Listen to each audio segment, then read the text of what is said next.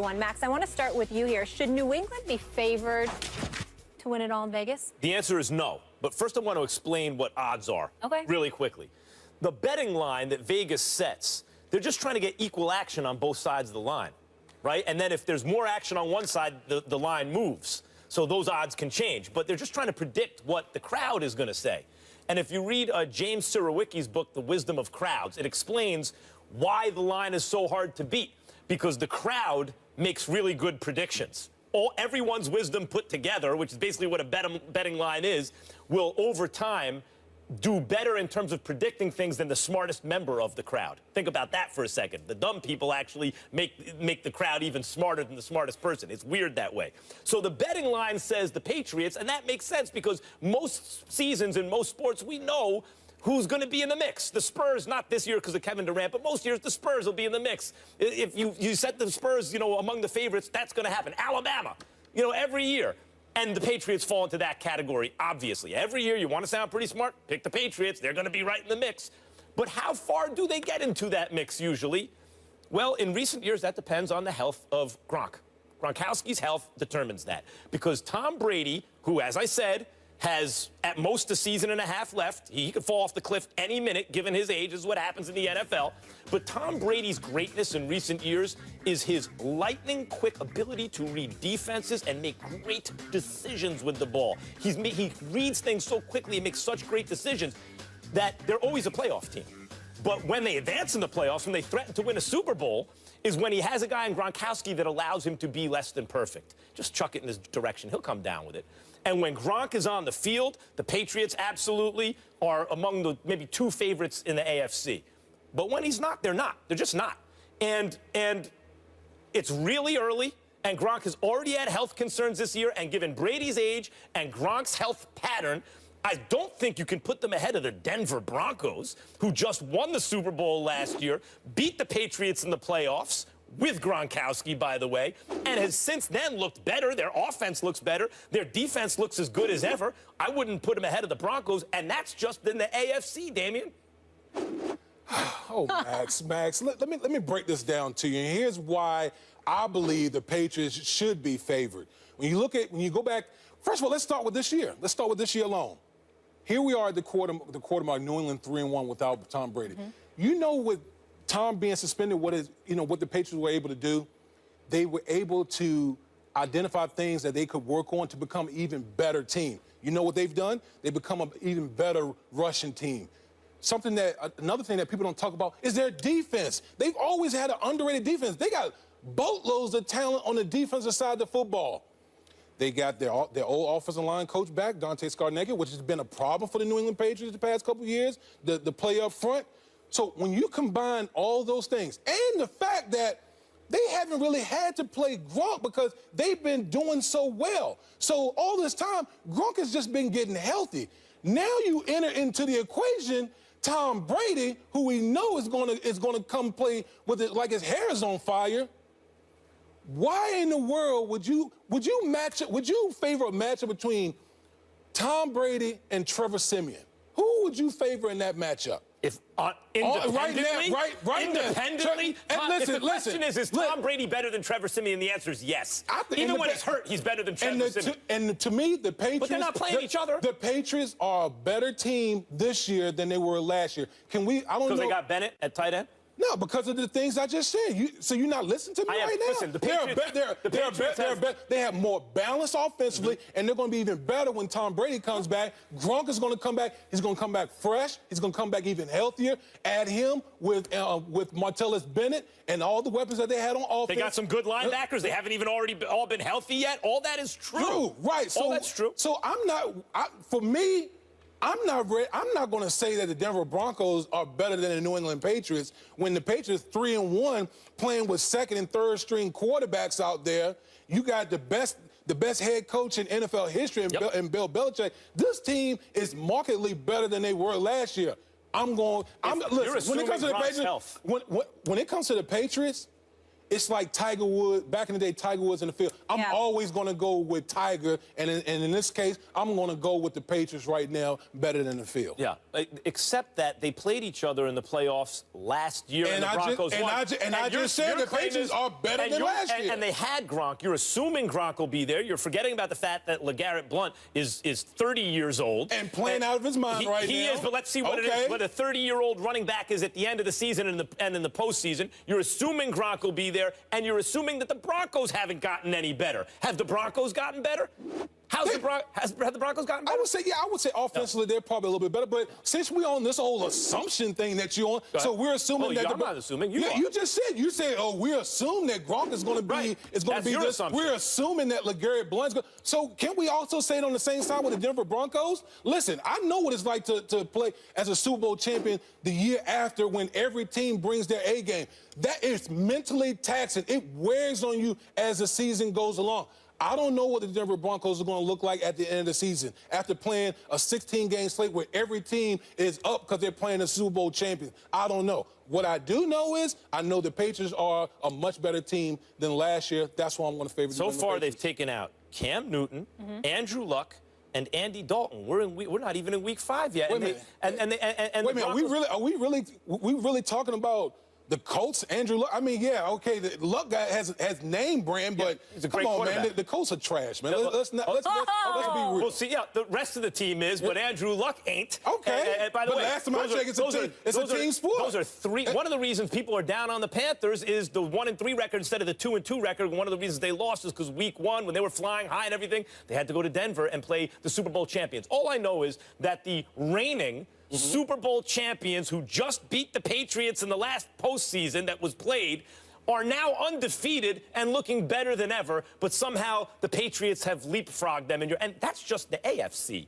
by the way. Okay. How about the Minnesota Vikings? How are they looking so far? Minnesota's looking well. Yeah, they're looking good. A little bit of I'm not taking the Minnesota Vikings over the New England Patriots. How about the Seattle Seahawks? They're like a novice. The Minnesota Vikings are like a novice right now. They're just starting to find their way as far as being a good team. They were good last year. They're getting better, but we're going to put them in the same. So they were finding their way last year. They found their way last year. So now they're taking the next step. They're taking the next step. But I'm not. Are you ready to put them in the class of the New England Patriots? At this point, based on what I've seen so far. Come on. It's New England versus everybody. Come on, Max. It's New England and everyone else. New England and everyone else? Yes. By the way, the Seattle Seahawks in recent years been just as successful as the New England Patriots. And we're going to talk about it later in the show. Pete Carroll's there saying this is the best team he's ever coached. You're going to write off the Seahawks?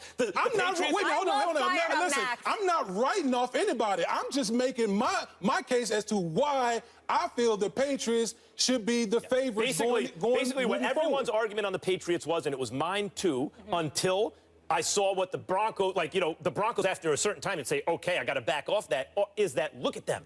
They're 3-1 even without Tom Brady. Just imagine, we're projecting forward and imagining what they're going to be with Tom Brady, and therefore we're giving them the credit that they have not yet earned this season and leapfrogging them over another team that has earned that credit this season and last. And here's what we got to go to break, guys. Say your last. You have a quick last point? I want to say this about Denver Broncos and Trevor Siemian. We had the quarter mark. Everyone has tendencies. Yep. Let's see how he adjusts now. I love fired up Max. I don't think Stephen A gets him quite as fired up as you do, Damien, but Stephen A will be here with us the next block. Damien also sticking around. We're having fun. Josh Norman voiced his opinion on his former team's defensive struggles of late, specifically Julio Jones' record-setting day against the Panthers, 12 catches for 300 yards. Norman telling our Vaughn McClure, shoot, just disrespectful to line up a rook against that man like that, like he's not the top wide receiver in the league. Damien, is it time for Josh Norman to stop talking about the Carolina Panthers? Absolutely. It's like saying, why are you worried about what's going on in another man's house? You know what I mean? Like, here's the thing for me. You've already won. You are a fifth-round pick that basically you're self-made, built yourself up into one of the top 3 cornerbacks in the National Football League. They decide to let you go. You're now the highest paid cornerback in the league, and you're concerned about the Carolina Panthers and what's going on over there? Like, to me, that makes no sense. It just reeks to me of a guy that just wants some attention, wants to kind of talk about what happened with Carolina and Julio Jones. Hey, I told you so. So what? you need to be concerned about what's going on in Washington and that secondary in Washington. That's what you really need to be concerned about. Because listen, Carolina as an organization, particularly on defense, they've never paid anybody in their secondary. You knew that. I'm sure your representatives knew that. They poured their money in the defensive front. So the fact that you moved on to Washington, got paid, got your money, again, I ask, what possible reason do you have for talking about another man's house? Doesn't make any sense. I have an answer for that. I have an answer for that because I love this. I actually love this. And you're talking from the point of view of a player and a team player and a guy who's trying to win football games. But I'm just talking about from maybe it's more of a fan's point of view or maybe a human point of view. Josh Norman built himself from 5th-round pick to elite defensive player on his competitiveness. This dude is just next level competitive. So however he's rationally knows in his rational brain, they're not going to pay me like that, whatever. What he's telling himself is, oh, they think it's just their system. They think I'm a system corner. They don't think I'm a cover guy. They don't think I'm worth the money. I'm going to show them. That's what it's all about. Now, when can you talk? When your team wins. The team just won a couple of games.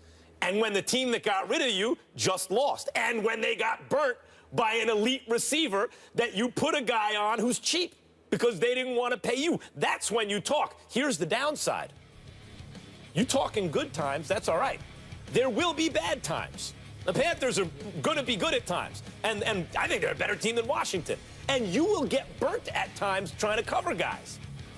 And that's when you're going to get criticized. And that's why I hate him because he's on Washington, I'm a Giants fan. But that's why I love Josh Norman, the player, because he's willing to put himself out there, knowing what the consequences are, knowing just like when, even though he's not really a cover corner who's just going to shadow a guy all day and everything, but knowing that even though that's not his job, he will still get blamed. When someone catches a touchdown pass and he's in the frame on your TV screen, oh, look, they caught it on Josh Norman. Knowing that, he'll still talk smack going into that game, knowing that the Panthers are going to win and that the Washington's going to lose, and there'll be weeks where they point the finger back at him. He's still willing to do it. He's willing to take that heat because he believes in himself. I love a guy like that. Listen, for him, he's just building up his reputation on TV. I get it. Okay, I guess it's part of this new wave of, professional athletes. They just want to brand themselves. But again, so you're gonna go talk smack about some rookies who are just going up against Julio Jones, who's just getting their feet wet. Like you haven't been toasted before. In particular, like in practice with Deshaun Jackson toasting you in practice. I mean, to go out there and just to keep talking about the Carolina Panthers, bro, that makes you look silly. You're paid. You have the reputation. You're an all-pro type player. Again, I'm gonna ask you, Max, why in the world should he be concerned with the Carolina Panthers? They took it on the chin. Yeah, they took it on the chin by the Atlanta Falcons. Atlanta Falcons is balling right now. But again, Washington, he needs to be concerned about what the Redskins are doing as opposed to what some rookies in the Carolina Panthers secondary, what they're doing. He uses every little piece of motivation he can get. Now, I'm surprised at you, Damian Woody. I don't get into all these, I'm going to use this for a motivational ploy. Listen, the fact that I'm stepping on the field and I'm getting challenged by the guy across me, that's enough motivation in and of itself. Why do I need to be motivated by, the Carolina Panthers, they released me, or, some rookie got toasted by Julio Jones? Who cares? I remember in 1998, the Yankees had won 125 games and the World Series, and Derek Jeter was the biggest star in the world. I remember Jeter, who never stepped in it, right? Never said anything, saying after the season at one point, they say we couldn't do it. And I thought, who said that? Everyone thought that you were going to win since you traded for Knobloch in the offseason. Everyone thought you were going to win 125 games. Who are these people who said you couldn't do it?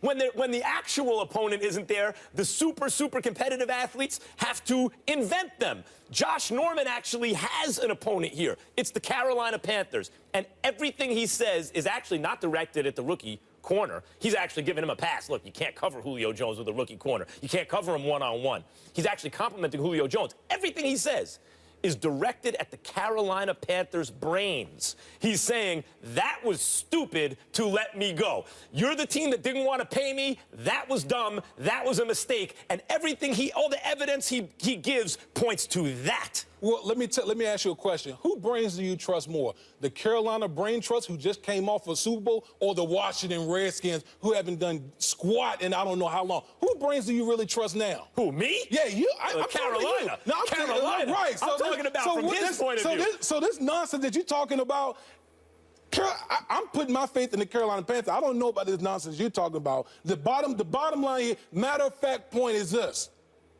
You need to be worried about the Washington Redskins, that secondary, because to me, the Washington defense, what have they done? What has he done in that Washington defense? Listen, at the end of the day, at the end of the year, we're going to be able to line all this up. And we're going to see where the Carolina Panthers are, and we're going to see where the Washington Redskins... I'll put my money on Carolina. Of course. I'll put my money on Carolina, yeah, sure. absolutely. But we're talking about from the player's point of view, and you hit on it earlier. He has a media career now. I mean, that's one of the things about Washington, and I think Dan Snyder's a bad owner. I think that's a bad franchise, and they make signings like this. A guy who's not a cover guy, now they want to turn him into a cover guy, and they overpay him and all that kind of stuff. They did the same thing with, it was Hainsworth. I mean, like, you know, they put guys in bad positions that they overpay after good seasons. It's not the way the NFL generally works. But one of the things about Josh Norman is he comes in and doesn't tell him, and now he has a TV show, and that became a news cycle. We discussed it on this show. He has opinions. He knows how to make waves. Here we are talking about. He has a career in broadcasting, and he's also looking out for that. Absolutely. I have a question for you, Max. Obviously, everyone knows that Carolina potentially made a mistake in letting Josh Norman go, but do you think it's more impactful when he lets other people say that than he actually goes out and says it? Of course it looks better if he doesn't say it. But first of all, that's not his brand. And secondly, as I just said, you know, Muhammad Ali talked more smack than anyone who ever lived. And one of the reasons that we still remember him and talk about it is not just his stance on Vietnam and the fact that he beat Foreman and Frazier and enlisted in these guys. It's that he said he was going to do it, told you how he was going to do it, and then went out and did it. Now, I'm not saying Norman's Muhammad Ali. And I don't know if he can back up all the talk, though. He's done a pretty good job so far. Not one-on-one. He can't cover Odell and Julio Jones one-on-one. No one can. And particularly not him. But has he been an excellent defensive player? Yeah. And the fact is, there's at least a correlation right now. I don't think it's causal. I don't think it's the reason. But he left Carolina, and they are now 1-3 and looking bad and just got burnt by an elite wideout. I mean, if you're going to say something, now's the time, and he said it. No question. I hope it holds up. Listen, after a Super Bowl, most teams have hiccups after the Super Bowl, you know, in particular a team that loses. So I just want to see how this whole thing plays out, because right now you're yapping. You're doing a lot of talking right now off of one game. Mm-hmm. Man, don't let me see you getting roasted out there, because you better believe he knows.